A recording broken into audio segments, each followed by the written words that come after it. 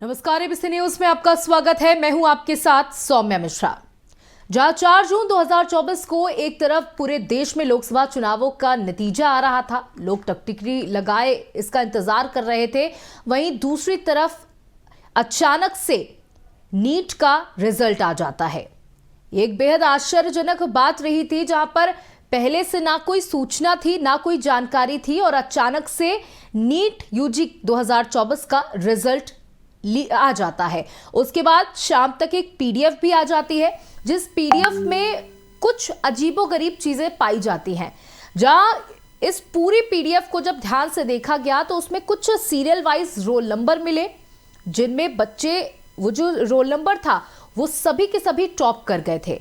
आपको बता दें कि सबने सबको चौंका दिया। नीट 2024 यूजी रिजल्ट 14 जून को जारी होने वाला था, लेकिन नेशनल टेस्टिंग एजेंसी ने बिना किसी पूर्व सूचना के अचानक से इसे रिजल्ट को रिलीज कर दिया। फिर देर रात तक नीट 2024 यूजी रिजल्ट का पीडीएफ भी वेबसाइट पर अपलोड कर दिया गया। इस साल आपको बता दें तकरीबन 24 लाख बच्चों ने नीट यूजी परीक्षा के लिए रजिस्ट्रेशन किया था। उनमें से 23,332 मेडिकल एंट्रेंस एग्जाम दिए और 13,16,258 स्टूडेंट्स उसमें से सफल भी हुए। इस साल नीट यूजी कट ऑफ काफी हाई भी गया है। उसके बावजूद 67 स्टूडेंट्स को 99.99 परसेंटाइल मिले, जो कि उनके इसी के साथ ऑल इंडिया रैंक 1 भी मिली। सोशल मीडिया पर नीट यूजी 2024 रिजल्ट ट्रेंड भी कर रहा है। ज्यादातर स्टूडेंट्स नीट यूजी 2024 रिजल्ट को एक स्कैम मान रहे हैं। नीट यूजी 2024 परीक्षा को दोबारा आयोजित करवाने की मांग की जा रही है। देश के अलग अलग कोने में लगातार स्टूडेंट्स के द्वारा धरना प्रदर्शन किया जा रहा है, अपनी आवाज को बुलंद किया जा रहा है, लेकिन इस आवाज को सुन कौन रहा है, ये एक सबसे बड़ा सवाल है, क्योंकि अभी तक कोई भी आधिकारिक इस पर जवाब नहीं आया है। और एनटीए ने भी अगर इस पर जवाब दिया है तो एनटीए की ऑफिशियल वेबसाइट पर इसका जवाब ना देते हुए एक सोशल मीडिया प्लेटफॉर्म पर कहा गया है कि जो बच्चे जिनको मार्क्स एक्स्ट्रा मिले वो ग्रेस मार्क्स की तरह से काउंट किया गया है, क्योंकि उन्हें 10 मिनट लेट पेपर मिला था। अब सवाल बहुत से खड़े हो रहे हैं, बड़े बड़े सवाल है। बच्चों के भविष्य के साथ इतना बड़ा खिलवाड़ क्यों? क्योंकि कई सबूत भी हमारे सामने आ चुके हैं। इसी पर चर्चा हमने कल भी की थी, कुछ स्टूडेंट्स के साथ, शिक्षकों के साथ। आज हमारे साथ रेप्यूटेड डॉक्टर्स जुड़े हुए हैं, जिनसे हम चर्चा करेंगे। हमारे साथ डॉक्टर अशांक कैरन जुड़े हुए हैं, जो कि आईएमए उत्तराखंड से हैं। साथ ही साथ रामा मेडिकल कॉलेज से हमारे साथ डॉक्टर राज तिलक जी जुड़े हुए हैं। सर, आप दोनों का ही बहुत बहुत स्वागत है हमारे साथ जुड़ने के लिए। डॉक्टर राज तिलक जी, देखिए, कल भी हमने सबसे पहला सवाल यही किया था और आज भी जो सवाल हमारा यही है कि इतने सारे सबूत मिल चुके हैं, उसके बाद भी कोई जवाब नहीं दिया जा रहा है। देखिए, ये बहुत पुरानी आजमाई हुई रणनीति है, जिसे हम कहते हैं कि ठंडे बस्ते में डाल देना चीजों को। जब आप ठंडे बस्ते में डाल देते हैं और कुछ वक्त व्यतीत हो जाता है तो बहुत से लोगों की जो ऊर्जा होती है धीरे धीरे शिथिल पड़ने लगती है। बिल्कुल। बड़े बड़े स्कैम यूं ही ठंडे बस्ते में बंद हैं। इनका जब जिन्न बाहर निकलता है तब एकदम से दुर्गंध चारों तरफ वातावरण में फैल जाती है। लेकिन फिलहाल के लिए तो एक ऐसा प्रयोजन है जिसमें दूसरे शोरों के बीच में यह आवाज कहीं गुम हो जाए। बिल्कुल।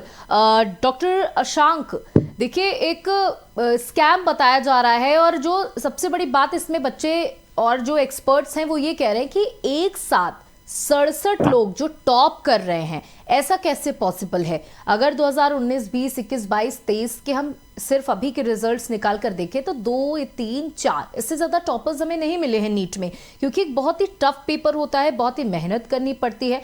साथ ही साथ जो कट ऑफ गया है वो भी अचानक से बहुत ज्यादा हाई कर दिया गया, क्योंकि हमने देखा है बीते सालों में धीरे धीरे से बढ़ाया गया या बीच में कम हुआ, तो अचानक से कट ऑफ बढ़ा दिया गया और 67 टॉपर्स एक साथ।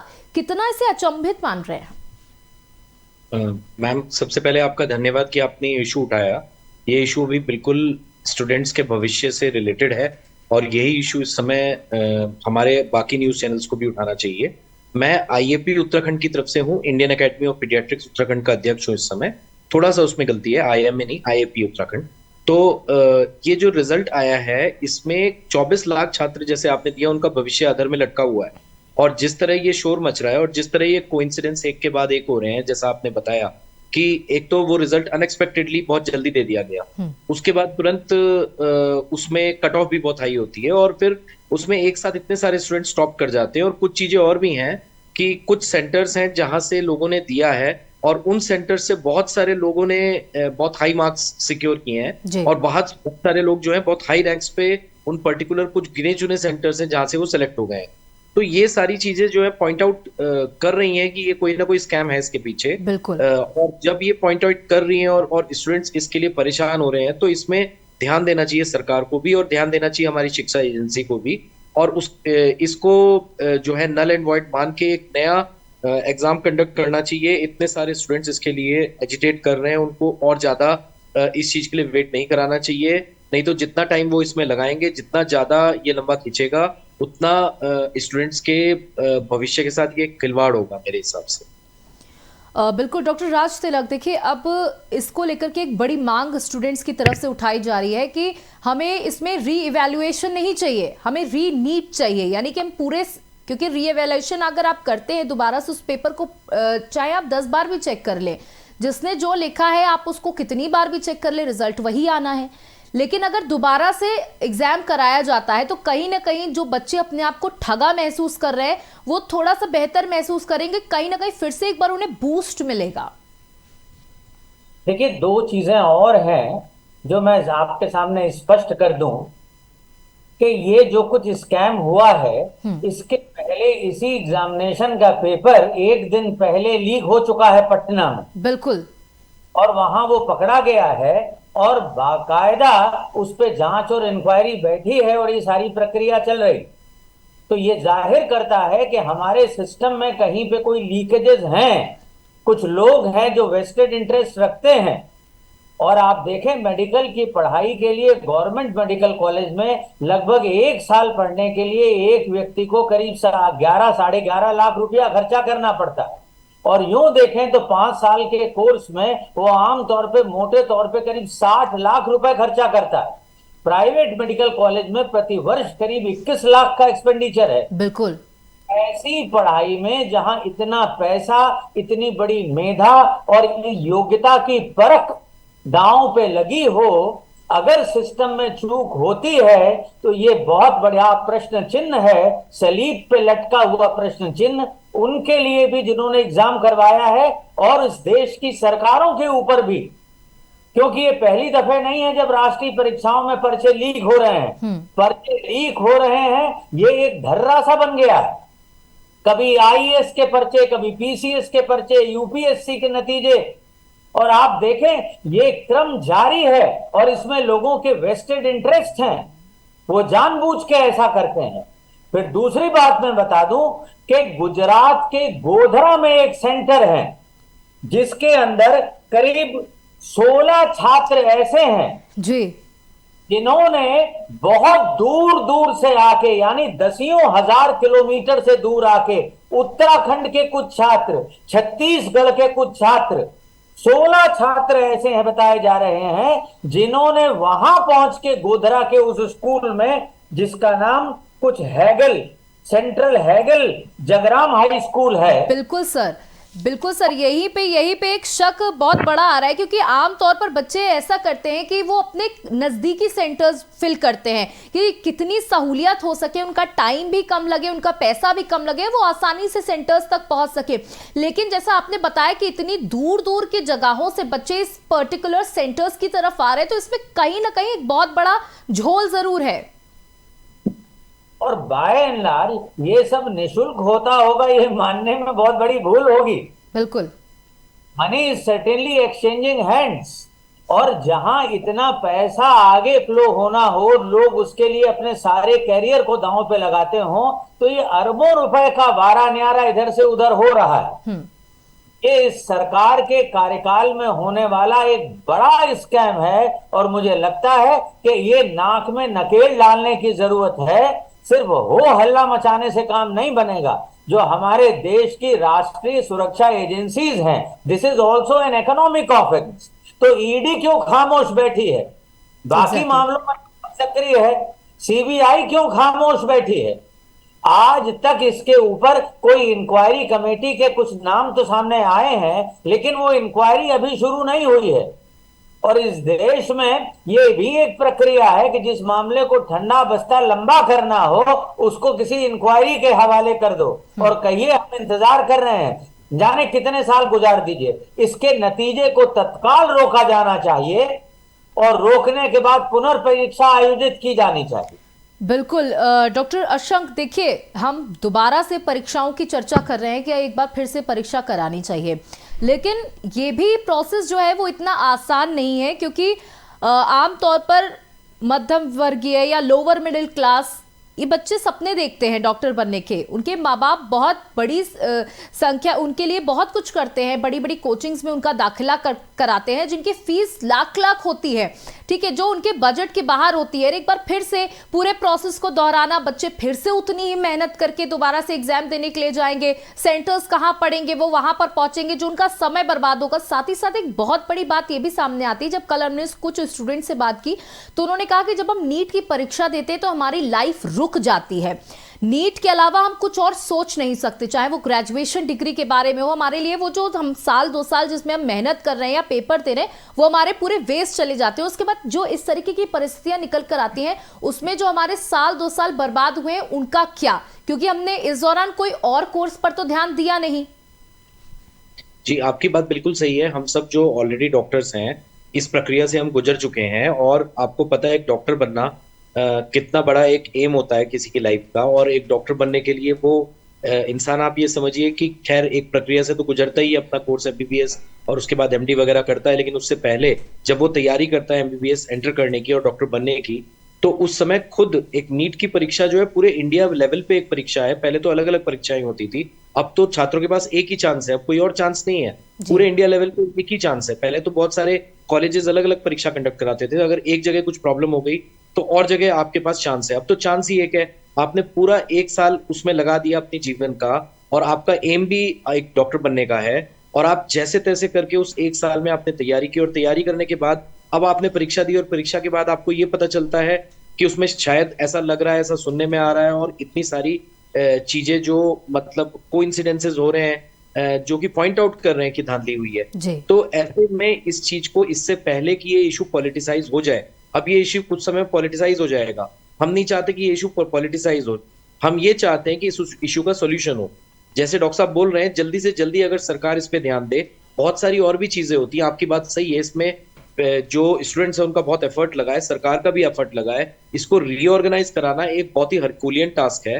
पूरे के पूरे पूरे इंडिया में इतने सेंटर्स फिर से वहां पे स्थापित करना, फिर छात्रों से आवेदन भरवाना, फिर इसकी एक डेट तय करना, और फिर एग्जाम लेना, फिर एग्जाम सेट करना, ये एक हरकुलियन टास्क है। लेकिन अगर ऐसा होगा तो ये एक ट्रेंड सेट करेगा, एक बहुत अच्छा ये एक उदाहरण होगा कि अगली बार और उसके आगे भी सरकार सजग रहेगी कि ये दोबारा ना हो, दोबारा ऐसी धांधली ना हो। जब दोबारा अगर सरकार करने की नौबत आती है तो सरकार को सजग होना ही पड़ेगा, और वो उस समय ये पूरा प्रयास करेगी कि दोबारा इस तरह की कोई भी चीज ना हो। इसके ऊपर जांच होगी प्रॉपरली, कोई अच्छी एजेंसी जांच करेगी तो सामने आएगा कि ये कहाँ पे धांधली हुई है, किस लेवल पे धांधली हुई। क्योंकि धांधली तो अगर एक पर्टिकुलर जहां पे सेंटर है उस लेवल पे धांधली हो रही है तो वो तो पकड़े जाएंगे, वो तो इतना बड़ा टास्क नहीं है।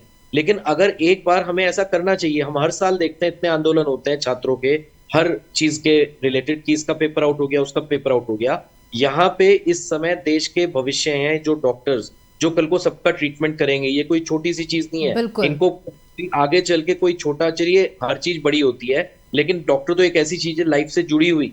हम किस तरह के डॉक्टर्स आगे चल के हम प्रोड्यूस करेंगे, और उसके ऊपर आप ये समझिए इसमें जो लोग टॉप रैंक्स में निकलेंगे वो लोग वो होंगे अगर सही में धांधली हुई है कि जिन्होंने पैसे देके सेलेक्ट हो गए जो उस लायक नहीं है। और कई लोग ऐसे हैं जो उस लायक होते, जिनकी रैंक नीचे आ जाएगी और वो प्राइवेट मेडिकल कॉलेजेस की फीस नहीं पे कर पाएंगे। ऊपर रैंक आना एक एडवांटेज है कि आप कम से कम गवर्नमेंट मेडिकल कॉलेज में एंट्रेंस ले लें, और नीचे रैंक आना फर्क बात है। आपको इसे खाली compete नहीं कर रहा है, अच्छी रैंक से compete करना है जिससे आपको गवर्नमेंट मेडिकल कॉलेज मिले। और यहाँ पे एग्जैक्टली यही हो रहा है कि शुरू की रैंक्स जो हैं, बहुत सारे लोग ऐसे हैं जिनके लिए पेपर आउट हो गया है। तो उससे क्या होगा कि ऐसा लगता है कि, मुझे नहीं पता, लेकिन ऐसा लगता है कि पेपर आउट हुआ है। तो जो मेधावी स्टूडेंट्स थे, जिनको टॉप रैंक में आना था, जिनको अच्छे गवर्नमेंट मेडिकल कॉलेजेस मिलने थे, उनकी रैंक अपने आप नीचे खिसक गई। नीचे खिसक गई तो उनको ऐसे मेडिकल कॉलेजेस मिलना बहुत मुश्किल हो जाएंगे जो कि उनको मिलने चाहिए थे, और प्राइवेट मेडिकल कॉलेजेस वो अफोर्ड नहीं कर पाएंगे।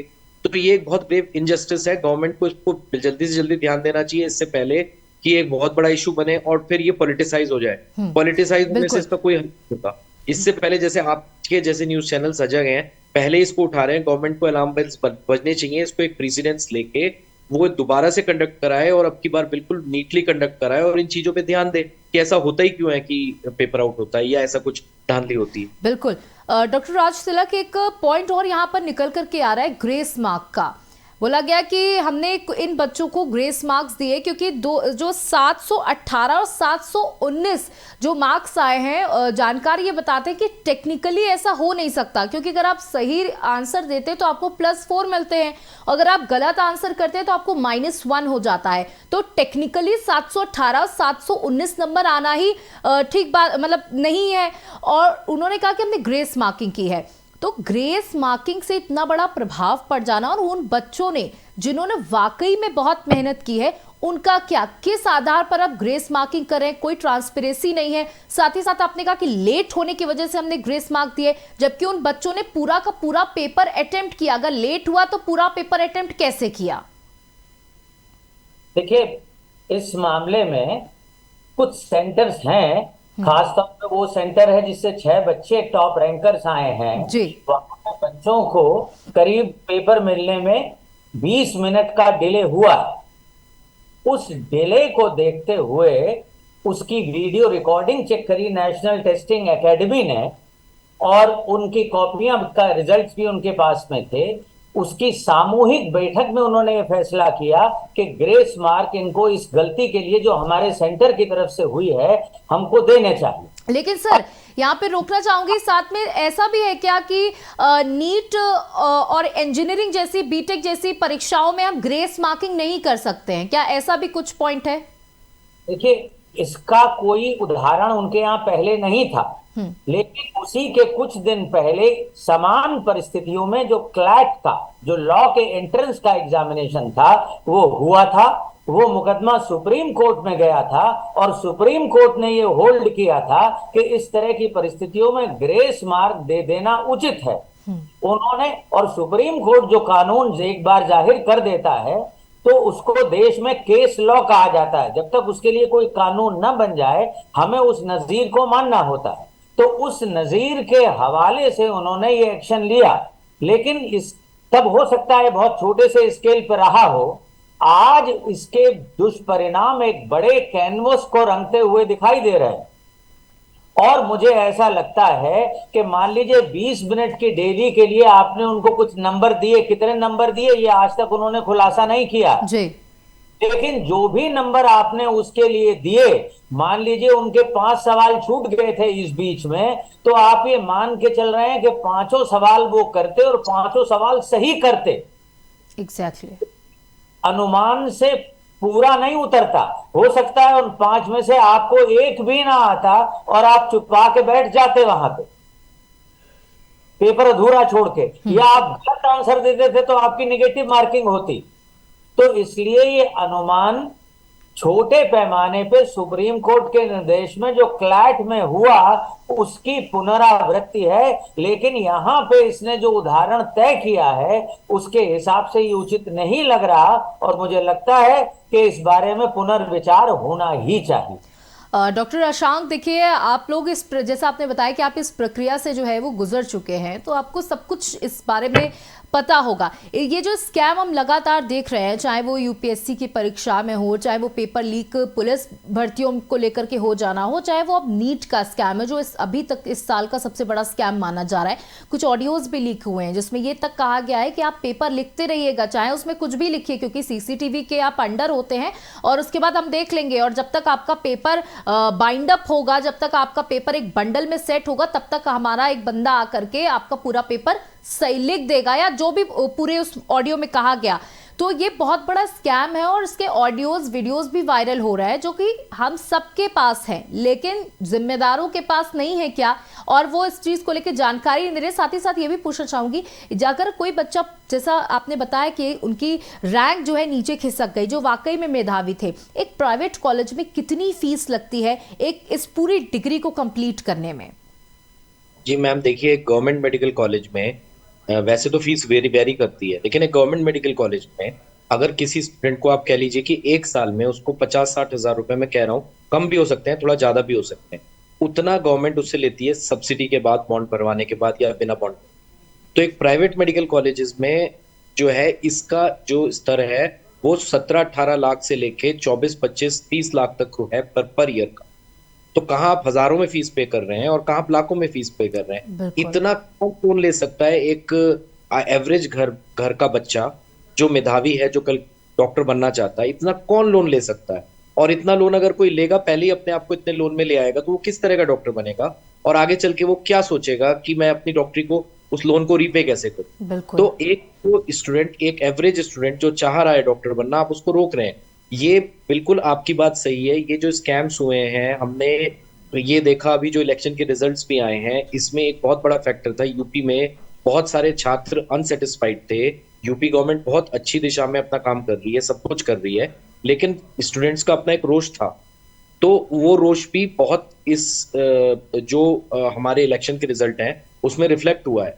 तो ये सरकार को सोचना चाहिए, हमारी केंद्र सरकार को, कि क्यों ये स्कैम्स बार बार होते हैं, क्यों बच्चों के भविष्य के साथ ये खिलवाड़ होता है, क्यों ऐसा होता है। इस चीज में उनको कुछ भी करके बिल्कुल एक ट्रांसपेरेंट वे से इसको कंडक्ट कराना चाहिए, चाहे वो एक छोटा सा क्लर्क का एग्जाम हो, चाहे पियोन का एग्जाम हो, और बिल्कुल। चाहे वो एक बड़े बड़े आईएएस का एग्जाम हो। उसमें कहीं भी कोई भी धांधली नहीं होनी चाहिए। और बिल्कुल जैसा सर। आप कह रहे हैं कि उनका जो इतने सारे कुछ सेंटर्स थे जिन पे की ग्रेस मार्क्स मिले हैं, तो ग्रेस मार्क्स तो आप ये देखिए कि क्लैट के एग्जाम में जो ग्रेस मार्क्स थे वो किस सर्कमस्टेंसेस में थे, क्या पता क्या एग्जाम में हुआ था, कितनी देर लगी थी। एक छोटा सा इसका सोल्यूशन तो ये था कि अगर आप लेट हो गए थे उनको देने में, तो 20 मिनट उनको और दे देते, आप वहां पे वीडियो रिकॉर्ड कर लेते कि भाई हमने 20 मिनट, उसको आपने इतने सारे ग्रेस मार्क्स दे दिए। ऐसा तो कोई भी नहीं होता कि जो जिसको कि सारे आंसर्स आते ही आते हैं जो छूट गए थे। तो वो तो एक मतलब सुनने में, एक सुप्रीम कोर्ट ने जो भी जजमेंट दी हो, मुझे सुनने में तो ये, या किसी को भी सुनने में ये नहीं लगेगा कि एक न्यायपूर्ण बात है कि अगर आपके 5 क्वेश्चन छूट गए थे टाइम की वजह से, जो आपको लेट दिया गया था, तो आपको 5 के मार्क्स दे देते हैं। ये कोई न्यायपूर्ण बात नहीं हुई। न्यायपूर्ण बात ये होती कि ठीक है, हम आपको 20 मिनट एक्स्ट्रा दे देते हैं और हम उसको रिकॉर्ड कर लेते हैं कि क्यों हमने आपको 20 मिनट दी, क्योंकि 20 मिनट लेट आपको मिला था पेपर। बिल्कुल। ठीक, आप ये कह लीजिए कि चलिए 100 स्टूडेंट से ऐसा हो गया था, हम 100 स्टूडेंट्स का री एग्जाम करा देते हैं। वो उनमें अगर दम है तो वो री एग्जाम में अपने क्वालिफाई हो जाएंगे। या सरकार इस पे इंक्वायरी करे, सरकार बोले कि ठीक है, हमने ये पाया है कि भाई मतलब इतनी जगह जो शिकायतें आ रही हैं, धांधली हुई है, तो इस पूरे एग्जाम को रिकंडक्ट करे, या एटलीस्ट जिन लोगों ने टॉप किया है, एक साथ इतने सेंटर्स पे टॉप करके उनसे री एग्जाम ले लें।